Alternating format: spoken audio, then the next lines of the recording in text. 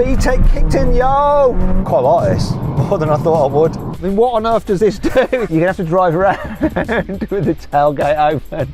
Oh, hello. You don't want to sit in there. Oh my God. A handy spanner.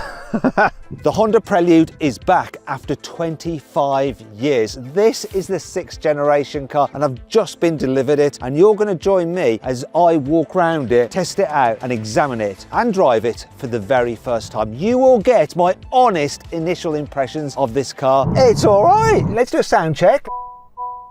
So what we're going to do is compare it to a 5th generation model. I'll be deploying my 25 years as a motoring journalist to really give you the insight that you need. It's as if the car was really fat and then he went on a diet. I'm Matt Watson and you're watching Car Wow. This is my first proper chance to look at the new Prelude. Didn't like it in pictures. It's a bit of an odd one, this. I'm not fully decided. To the front, I think there's a bit too much going on and it almost looks like they're trying to do a Toyota look, but not really pulling it off. The side, once again, I find this car is better the closer you are to it. So when I'm looking at it from here, I quite like the coupe roof and I quite like the rear when you're close to it. But as I move further away, the whole proportions just look a little bit awkward, and that front from further away it's even more like goofy. It's almost like, you know, the alien's mouth, you know, when it's got that mouth within a mouth. It's like that's sort of going on. So it's not a definite win. This is not a car that I'm really thinking, oh, that looks great, I want to own that. I don't like black wheels on cars, but it works on this one with the other like bits of black on it, and I like the blue Brembo brakes. I am liking these side skirts here, the way they protrude. That shape's pretty cool, and these vents, which are actually filled with road debris, are real, which is a good thing. We don't like fake vents. Obviously we've got the classic poppy outy door handles. Now I've got the key in my pocket. It should, I just have to press them like that. You know, look good, but just a little bit awkward to use. Not as bad as a Tesla, because there's actually a little thing for you to grab underneath like that, so you're not like shaking the hand of it. You can actually grab it like that. And now it's just locking itself. Of course it is. Okay, let's go. You don't get those handles on a normal Civic, which is what this car is actually based on. But that's because the Prelude has a completely different coupe body. Every panel is different. But how well has it all been screwed together? Well, the fit and finish is pretty good. And so are the shut lines. In fact, in some places, like the edge of the bonnet, it's better than my Porsche 911 ST. But having said that, it's definitely not perfect. It's quite a big gap here, that's the only thing. And one thing I've noticed, so this has been parked under a tree, and you can see in the gaps, look. That could be problematic, getting filled with like kind of organic debris. You'd be hooking stuff out of there. But overall, in terms of the quality, it seems pretty good. But this is the proper test. The door. It's not bad actually, especially for a Japanese car. They normally have slightly lighter metal. My GR Yaris is like, pfft. Let's check the bumper. No, sorry, the bonnet. Classic.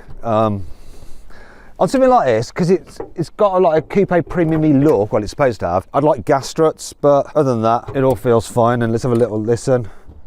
Solid enough. So build quality I'm impressed with on the outside. Looks, not convinced. Let's see what it's like on the inside. First off, I like the design of these seats. They do look cool. Let's see if they're comfy though. That is actually more important than what they look like. Oh, I was expecting electrical adjustment, but no. It doesn't really bother me too much, because I do like Japanese cars where they don't have a ratchet system. You have like just a release, so you can get the backrest exactly where you want it. And I sit upright like a grandmother. This is racing driver Sam. This is Matt Watson, 83-year-old grandmother of 4. But sitting in this, I like the driving position. I feel quite low, and there's plenty of adjustment, though if you go too high, then you start to look at the roof lining. Jack, yep. I need you to jump in here, mate, because this could be a problem. Jack's a bit taller than me. What are you, 6'2"? Yeah, 6'2", 6'1", something like that. Go on, jump in. Now, I am all torso, so your torso's probably not much. That ain't... I mean, my hair is touching. Jump out. But that's something, if you're a tall person, you might find it a little bit cramped in here. That isn't a problem in the normal Civic, because you don't have such a sloping roof line. This isn't a great design. It's ergonomically not good. What is a good design is this though. Let's turn it on so you can see. Physical controls for the climate. That is good. And they feel nice. I like the interior design of the normal Civic, and this is just lifted because of the added flamboyance with the two-tone interior and this nice little bit of blue which matches the exterior. So visually, apart from this mess here with too many like buttons and levers and switches, I like the inside. Looks good. Thing is, does it feel good? We need to do a quality test. I'm going to start off with the feel of the materials. I'm going to actually take my glasses off for this because otherwise I can't see close up. So like, dash is squidgy. A little bit of wobble when I hit it. Look, I can see that wobbling. But you're not going to be smacking the dash, are you? It feels solid enough. Let me just do a little wobble test. So that's a bit flexy. Now, things do get a bit scratchy. I can tell already, look, like down here. And it's that sort of horrible, textured, scratchy plastic that they often use in Peugeots. Peugeots are famous for this. Fortunately, though, there's not too much exposed where you're going to be touching. The only bit where you're really going to touch it is on the door bins when you're putting stuff into the door pockets. Bit of a shame because like on the door tops, look, that's squidgy and soft. It's nice kind of fake leather there and here. This panel here, this big black plastic panel, seems a little bit cheap. The door handles feel fine though. I'm gonna look at the stitching now and I can already tell that it is super straight. My OCD is not being triggered at all. Oh, wait a minute. It is being triggered. Oh my goodness. And this is a problem that I mentioned so many times. The manufacturer shouldn't do it. This black plastic trim looks great for in the first day. Can you see already? Hands gone here. Hands probably, some people might have rings. Can you see the scratches? That's a problem. And also look, it picks up fingerprints, like your fingerprints are going to go on there. It's not a good choice having this shiny black plastic on the steering wheel. Or down here, this will scratch as well. Now, I've already tested those feel nice, but I've arrived in a BMW M5, right? It's cost over 100 grand. That feels nicer. The paddles feel nicer than in the M5. That feels better damp than in the M5. Let's feel this stuff. Do you know what I like? A proper old-fashioned air vent. No doing it through a screen. I can quickly just point the air exactly where I want it and turn it off and on. But I found one area that Honda has overlooked, and it's down here on the seats because the bolsters are already getting wrinkled and creased. This is a brand new car, so that's not a good sign. Do you know what it is with this seat? It's almost like they haven't pulled the leather tight enough on it. Look, if you come in here, can you see? It's like sort of, that is gonna like pucker up over time, that is. It's not great. Look, it's all just a little bit loose. It's as if the car was really fat and then it went on a diet, and while it lost the weight, it's still been left with the skin. But Honda isn't alone in this, because I found the same problem in this brand new Audi S5. It's not as bad as the Honda, but look at that. Can you see that? And here already it's like starting to get a little bit puckered and creased. And I've noticed this, look, the stitching here. That's obviously from jeans with like studs in the back. This is Jack's car. Jack, how many miles have you done in this? I don't know, maybe 1,000? That is all in jeans. All in jeans. Maybe this isn't a Honda problem. It might just be a new car problem. So let's rewind a few decades and investigate the sort of build quality you got from a Honda back in the 1990s. This is Craig. So Craig owns the Prelude. Thanks for bringing it down, really appreciate it. Looks lovely. That's not an original colour. Nah. You worked on the car a little bit. Yeah, I've had it for about 5 years. Bought it during lockdown, just sort of a little restoration. It was a completely different colour then. What colour was it? Like they're normally like red or? It was red originally. Yeah, red. If we opened the bonnet, you'd probably see Okay, we'll look into the bonnet later on. What did you pay for it then? Probably about 6 or 7 grand. I got this for about 1,500. What? Wow, so how many miles is this? And quite a few then, surely? Yeah, so this is on 120,000 miles. Right, okay. But that should be no problem for a well-maintained Honda engine. Speaking of engines, Craig's Prelude has the 2.2 litre naturally aspirated 4-cylinder with VTEC. And that means it also has the factory-fitted rear-wheel steering, which I'll try out soon. But at this point, I bet you spotted a few aftermarket bits on his car. So as well as the BMW yellow paint, it has new wheels, an Accord Type R rear wing, and bigger brakes. But it also has something I've never seen on any Honda before. This is not standard. No, so that's a rare JDM option, but I've bolted it onto this. What does it? What is that option for? I mean, what on earth does this do? It's like a spoiler at the far end of the bonnet. What? It looks really cool when you're sitting inside it. That's what it does. Really?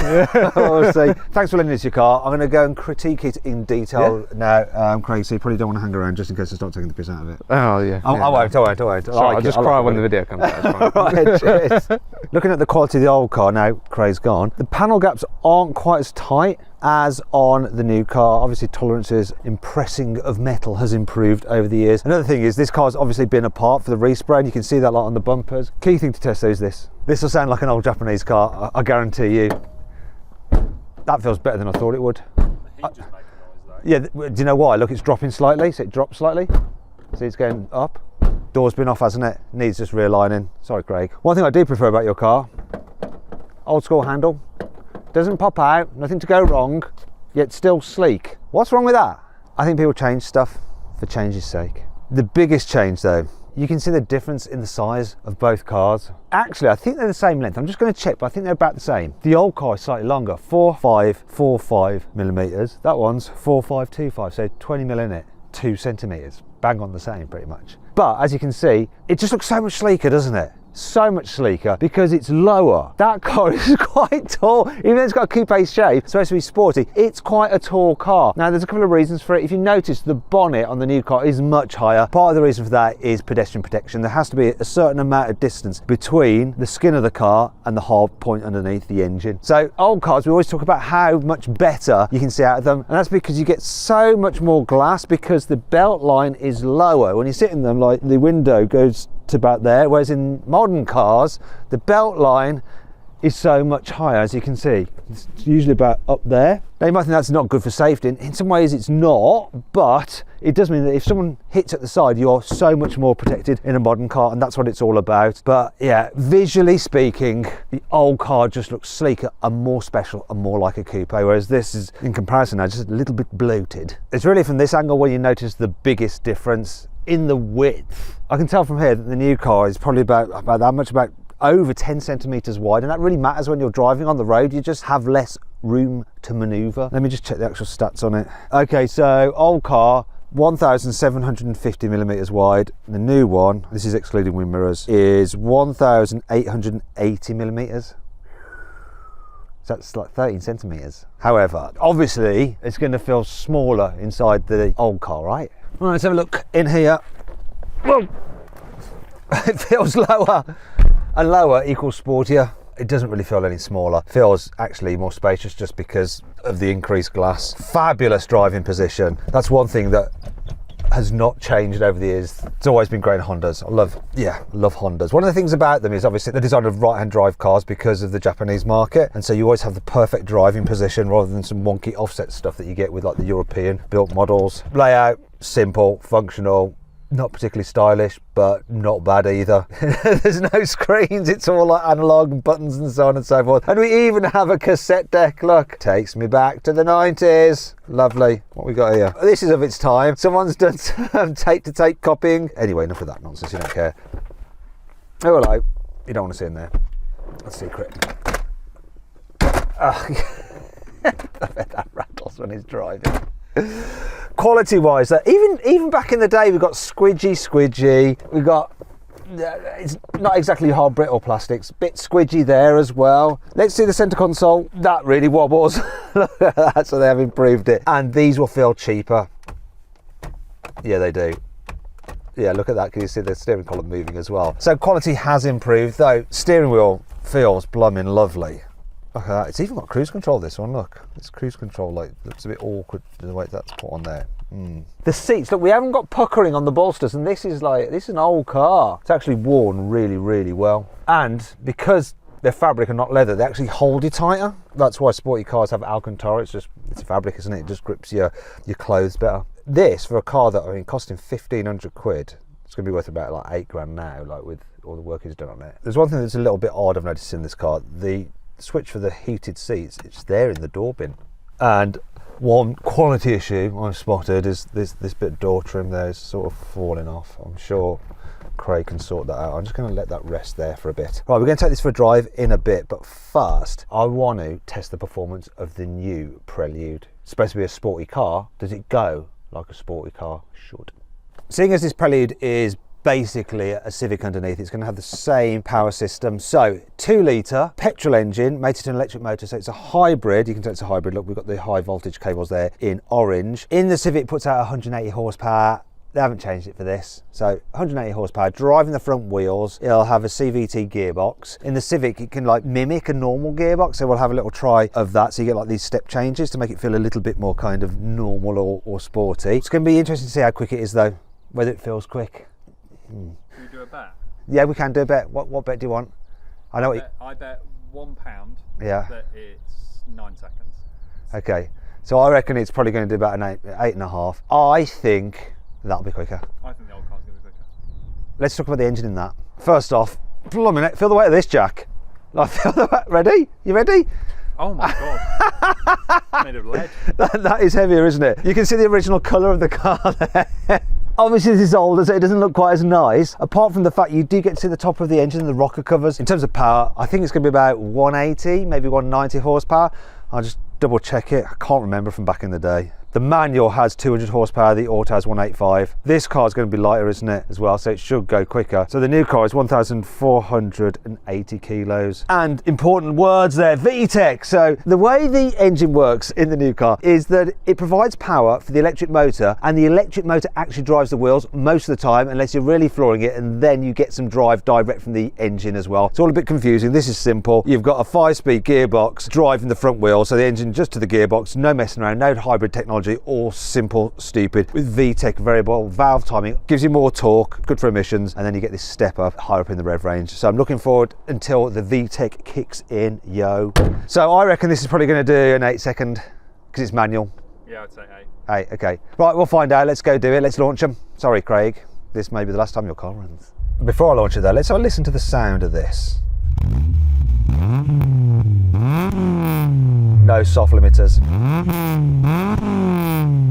Now I'm going to hold it slightly on the bite and then give it a bit of revs and slip a touch, but I've got to go easy on this clutch because it ain't my car. Here we go, 3, 2, 1. It's quite a good start. VTEC kicked in, yo! Oh, it goes. It absolutely rips and the gear shift is nice. 8.27. Oh, I was pretty good on the guess there. Let's keep going. And for the quarter mile, 16.22. Okay, so 0 to 60 is supposed to be 6.7 seconds. I'm not going to get much closer than that. Go on, I'll give it one more go. A bit more revs.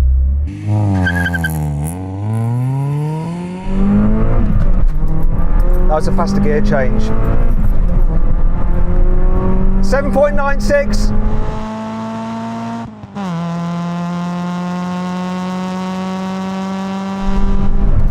And I beat the 16, 15.97. Craig, I won't do it again, mate. I'm done. I'll take that. It's going to be interesting to see how the new car compares. So I've got it in Sport Plus for the gear shift. It's fake gear shift, it's got CVT. And in Sport mode for the drive. There we go. I'm just going to floor the throttle. I'm not going to try and brake boost it. It'll just confuse the system. Before we do anything, let's do a sound check like we did on the old car. So here we go. I'm going to rev it. The noise I get is that. Nothing. Put it into drive. Can't start up engine. Right, that's first failure. Right, it's just going to pull away on electric power, isn't it? It'll be what it'll be. So I'm reckoning about 8 seconds, just over 8, and 16.5 seconds for the standing quarter mile. In fact, I'm not. I'm going to go for 17 seconds from the standing quarter mile. I think it's going to slow down as it speeds up, if that makes sense. Anyway, let's do it. It sounds like the old car, but that noise is fake. What?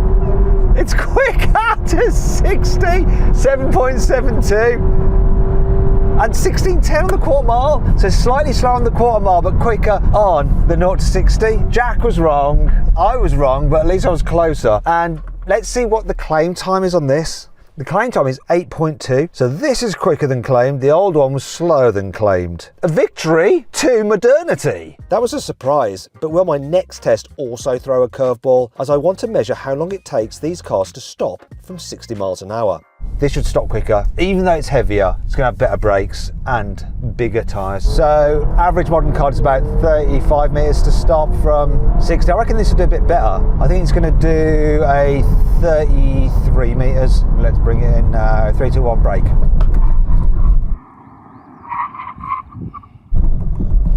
$31 meters. I bet the old car can't get anywhere near that. Let's give it a go though. Here we go then, brake test from 60 in the old Prelude. What's it going to do? 3, 2, 1, here we go. Got into ABS quite quickly then, but what's the distance on this one? 39 meters. It just ABS straight away. Oh well. That's progress for you, isn't it, for sure? That's definitely one of the benefits of a new car, though one of the disadvantages is the price. So how much does that new Prelude cost? I feel that a car like this should cost around £35,000. That's what I feel it should be, but I know that prices have become absurdly inflated. I also know that it's going to be slightly more expensive than what the Civic was, and this will be the top spec car because it's from the press office. I reckon this is over 40 grand. It's going to be about like 41 grand, 42 grand, low 40s, something like that. Let's find out. I've got the details of the car here. Its base price for the grade and engine is 39,595, but then because the colour and trim, it's an extra 700 quid, and then the on the road price, which is the the real price, is £42,740. So all in all, quite an expensive car. The old one seems like a bit of a bargain, doesn't it? Now I need to assess this car's practicality. Being based on the normal Civic, that is a really practical car. Obviously it's going to be less practical because of the sloping roofline. I'm not holding out too much hope because I've already seen back there. It looks tight. First of all, getting in, oh, actually, let me do it the correct way. So that's annoying. First of all, I want that to slide forward automatically. I'm having to do it with that. This looks really tight, by the way. This seat is in my driving position, so this is almost 911 bad. This is really bad. Like, my head is like, look, this is not good. This is not good at all. Bad Honda. Yeah, there's Isofix there. I'm gonna try and fit a child seat in a bit, but I think it's gonna be blooming hard to get a child seat through this gap, but not good. Look, these seats do fold. Right, let's check out the boot. This is bad. I've got to get out. Actually, do you know what, before then, because I've got just a muddy little bit of knee room there, just a little bit. Let's see what happens when a taller person sits in. Go on, Jack. No, don't go crazy, just try and get comfortable, but do it slowly, otherwise I won't be able to drive this car. Go on, go on. Go on, go on, go on. That's probably fine for me. Look, but my feet are trapped. I'm not getting out of there in a hurry. Anyway, let's check out the boot, because hopefully it can't be any less practical than this. That does give me an idea. I think I can make you more comfortable. One sec. Yeah, that is definitely a lot better. So if you want to make your passengers in the back of your Prelude feel more comfortable, you're gonna have to drive around with the tailgate open. Now I'm guessing the boot is going to be a lot less practical than in the Civic. It's brilliant in the Civic. This is what it looks like. Yeah, look. So obviously a huge lip to lift stuff over. I do like the low cover. That's a good solution. I wonder if you can fold it like you can a reflector, a filming reflector. You're probably not supposed to do this, but the good thing is when you're loading stuff in the boot, you can just put stuff on it without damaging it, but you're not going to load much really. In fact, you may as well leave it in because there's no depth to this boot. I reckon litrage 320, no more than that. Let me just have a quick look. Actually, it's only 264 litres. I was doing it a favour. It's quite easy to fold the rear seats down because you can just lean in like this. But this is not practical really. Do you know what? Actually, it's a two-seater in this car. This is how you're going to drive it. So therefore it is a bit more practical than you think. Let's compare it to the old car. Have things got worse? Right, what's it going to be like? So, will it move forward? Look at that. Why don't we get that anymore on the new car? Let me just skip across. Oh, I've noticed something. A handy spanner. So, actually, do you know what? This is worse. Not worse for headroom, but worse for knee room and foot space. Jack, go on, this is going to be awful. You have to do it slowly because otherwise I will break. Have you signed the waiver? Yes, it's all fine. Go on then. Slowly, slowly, slowly. No, you can't go further. You're not far enough back, are you? No, that's actually okay for me. Is it? It's not good for me. Look, it's like, I can't, no. This is worse in the back seats. What about the boot? Just noticed something. So there's a little seat release here. So it's not like releases on the back of the seat. So turn, unlock. So you can fold down the rear seat if you want to carry longer items. Then lock it again. I don't want to turn that too much because I might break it. Okay, let's check out the actual boot. Progress has been made in all these years. Your headroom was slightly better, but not by much. Oh, one thing is though, you didn't have the option of the open air experience like you do in the old car because this is a saloon boot. I'm going to need to open it. Old school! Look at that old school Honda styly. And you got this handy handle that Craig has fitted to lift it up. So the boot is, it's wider, so you can fit golf clubs in it. Doesn't go as far back. And I think it's bigger, probably in terms of volume. It's going to be about, I don't know, 300. This is probably 320 after all. Let's have a look. What is it? Okay, so it's only 284 litres, so I'm overestimating again. The new car, I'm going to have to say, is more practical. And some of that space is taken up with the maintenance area. Yeah, that's right. Look at this. As Jack said, we've got the essentials you have to take with you. Do you reckon this car has a bit of an oil habit? Now these old cars are generally pretty practical. Let's just see how practical they are. So you've got storage in there, which you still can't see in. Cup holders there, and I like this feature look. So if you've got a thin bottle like that, this is going to wobble about. While this moves, you can actually do that, and it then locks it in place, and it has a little holder. That's quite a clever solution, that is. Oh, old tech, the obligatory ashtray, which is filled with, I don't know what that is. I've already seen the glove box, decent size, obviously not damped. And one problem though with older cars is the door bins are always a little bit slim. so there's no way you're going to fit a big bottle in. Have things improved by 2026? So look at this. Oh, actually, he says, yeah, you can just about fit a big bottle in there, and there's probably room for another one in there. Progress has been made, people. Glove box should be damped now. Yes, look at that. Although it doesn't look quite as big, does it? It's not as big. Centre console is as big, and so you've got grippers in there, slightly different design, but does the same thing. Actually, that's a bit more wobbly than in the old car. And we have storage tray, and you've got charging there for your mobile phone. Speaking of which, let's check out the tech on this car. So my previous experience with Honda infotainment systems is that they're pretty poor and basic, and it's no exception here. Look, so quite old-fashioned looking, but not too difficult to navigate through because you've got these big tiles for your different settings and stuff. You've got physical buttons for home, back, and volume control, and previous and next track. Right, let's go back to home. Navigation, you're probably not going to use this inbuilt system because look how laggy and old-fashioned it actually appears. In fact, you're not going to use any of this at all, I wouldn't say. You're going to connect to your phone, so connect to your phone by brilliant. What? Brand new car, no wireless, Android Auto. And Lewis, you give me the shortest cable ever. Thanks, mate. Here we go. Will it go full screen? Yes, it does. Whoop. There you go. There we go. That was my details. Editor, cut that out. So that's what you're going to run, but unfortunately you have to do it wired. Let's have a look at the digital driver's display. That is reasonably clear. It's got enough information on it. And oh, look at that. The economy is currently averaging 41 mpg, which is pretty decent in this particular round. Or you can have different things like your radio, your phone, and customize the whole display.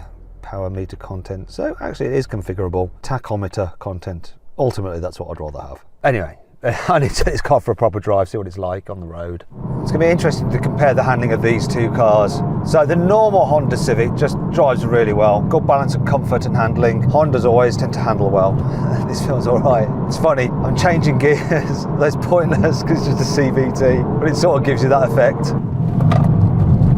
It's got a little bit of lift off oversteer. I mean, it starts to push wide if you go too aggressive into a corner, but then when you lift off, it starts to rotate round on you, which is good. The suspension feels a little bit floppy, so it pogos a bit, but it feels quite responsive. It does have a sporty edge to it, and it feels quite nice, predictable, and a little bit fun to drive. It's all right. I actually thought it'd be softer and crapper, but I should have known better. It's a Honda. They always just get a good balance. Having said that though, it doesn't feel as sporty or as engaging as a Toyota GR86. If you want to see my full in-depth video review of that, click on the pop-out banner, scan the QR code, follow the link in the description. You can get one of those used with hardly any miles on it for similar to one of these. And if you're after a sporty experience, that's what I'll be after. Whee! The stability control is all over this though. Well, let's turn it off a bit. There we go. No, it's not off at all. That's That's a shame because it feels quite lively. Honda always do this. It actually feels like there's some goodness underneath and I'm just not being allowed to access it.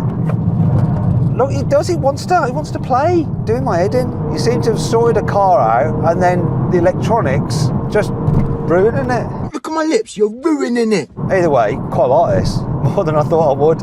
But how does it compare to the old one? I bet its electronics aren't as nannying. Okay, here we go. Old Prelude. Well, it's nice to have a proper gear shift, and it's a fairly nice gear shift. Not as good as one in an S2000, and just hill and towing on the downshifts. Oh. Right, I can tell these are aftermarket coilovers, and it doesn't have the ride comforts of the new car. One thing I do like though, hydraulic powered steering. Ooh, wow, this feels like it's got a limited slip diff on the front axle. It just seems to hook. Or maybe that's the rear axle steering. It's a little bit more understeery though, I think, than the new car. Get on the... Oh, that's bizarre. Yeah, it doesn't seem as mobile actually. That it doesn't get hamstrung by electronics because there's no stability control. You absolutely have to get in the power band with this. This is a car I always wanted to go in when I was a kid, and here I am, many years later, finally getting to drive one, and I'm not actually disappointed. I think it's great. It's mad, isn't it, how much tech this had back in the day. And the new car's got tech in terms of its hybrid technology, but it's not exciting tech like VTEC and rear axle steering. Wow. Do you know what? If I want to go out for a blast, I'd take this over the new car. If I want to go longer distances, definitely the new car, but which one would I want to drive again? It's a no-brainer, it's this. Do you know what I'm going to do? I'm going to take the new car, I'm going to live with it for a week, spend some time with it, drive it on some longer journeys. So we're going to leave the video here and we'll come back after I've had a good few days with a new Honda Prelude, and then I'll give you my verdict. After living with the car for a week, it's really grown on me. So I now like the way it looks. I also really like the way it drives. I mean, I was impressed with the drive on the initial first go in it, but since then I've actually looked into the specs and the details. I actually wanted to test it cold because sometimes when you read a car's specs, you prejudge it, and I didn't want to do that. And that's the whole idea behind this new style of review. You'll see if I spot things or don't, or whether they actually work or not. So the reason this car handles so well is because it's had a lot done to the chassis. Because I was thinking, well, I'm sure this is more fun than I remember a normal Civic being. Well, the reason for that is that it's got a slightly shorter wheelbase, which makes it more agile and more likely to turn in quicker. Also, it has a wider front track, once again more front end grip. Plus, it's got the steering rack from the Civic Type R. It's even got the dual front struts from the Civic Type R, which improve front end grip. The whole chassis has been stiffened up over the normal Civic, and it's fitted with adaptive dampers, and that's why it just goes over bumps so well. Now you can actually mix and match it so that you can have like soft dampers and sporty engine setting in an individual mode, and that's how I've been driving it since. And overall, it's been an absolute pleasure to drive. It's been great on the motorway when I had to go to Heathrow Airport and back. Plus, it's been fun on the twisty roads because it handles really, really well. And then the best bit of all is the freaky gear change. So I got that a little bit wrong. I thought it was a CVT gearbox with like step changes, but it's not that at all. In fact, it's far more clever, and in many ways, it's got similar tech to a Koenigsegg Regera, and they cost like millions of pounds. So essentially, there is no gears, there's just one single gear, and the engine only actually drives the wheels when you're on the motorway, because a petrol engine is more efficient at cruising at high speed than an electric motor. Most of the time the front wheels are just driven by the electric motor, and the petrol engine works as a generator to charge up the battery or provide electricity for the motor. And what happens when you change gears is that you have a braking torque from the petrol motor when you pull upon one of the paddles, and what happens is it also controls the engine revs, and if you pull up on the paddle and you change up, it causes the engine revs to drop, and you get that change in revs and sound. When you pull the left paddle to change down, what happens is that it causes the engine to blip up and rev higher, like you're in a lower gear. And not only that, it uses the regen braking to give you some kind of like engine braking effect as well. It's totally nuts, but it totally works. It's the most convincing fake gear changes ever. It's a bit like Reiki. I mean, it's essentially a placebo, but it still makes you feel better. There is one thing though, the fact when you're changing gears, because you're having that torque interruption, the car isn't as quick as when you just use it normally. So now I'm going to do another 0 to 60 test and see what it can really do. Right, I'm going to launch the car and I'm going to change gears myself. Let's see how well it does. 3, 2, 1, go.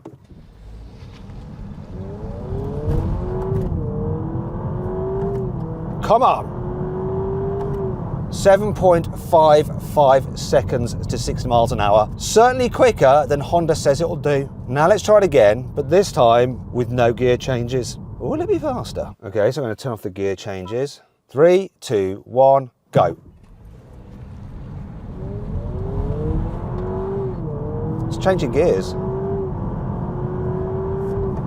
7.39, but he was actually changing gears. I don't understand at all. That makes no sense to me. So I got on the phone to Honda to find out what was going on. And they told me that the hybrid system does simulate gear changes in automatic mode, but the torque dip from the electric motor is slightly smaller than in manual mode. So this is why the car went slightly quicker when I let it change gear itself. And this wasn't the only thing I discovered during my time with the new Prelude, because here's some things that really annoyed me about it.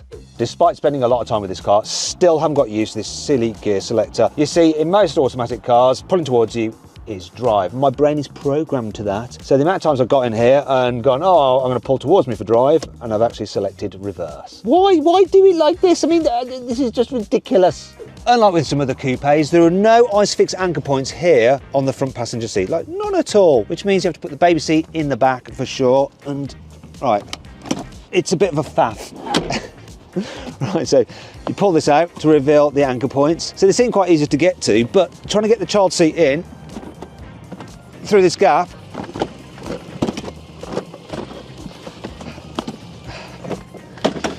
there is a reason why I haven't bothered to take my daughter in this car. It's not worth the effort. While visibility at the front, side and back is good, rear 3/4 over your shoulder when you're pulling out a junction is terrible. Look at this.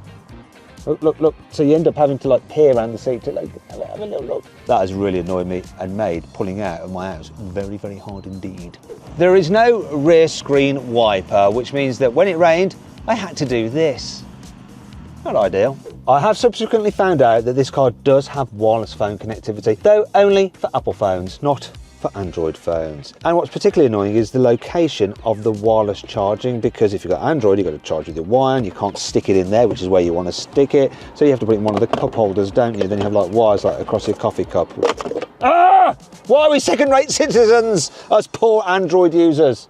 So then what's my final verdict on the new Honda Prelude? Well, I didn't think I'd like it, and I was totally wrong. I actually really, really like it. I think this is a good car, and the chassis is so good it could actually do with more power. It's just a shame that so few people will actually end up buying one. Anyway, thanks for watching, and I'll see you next time.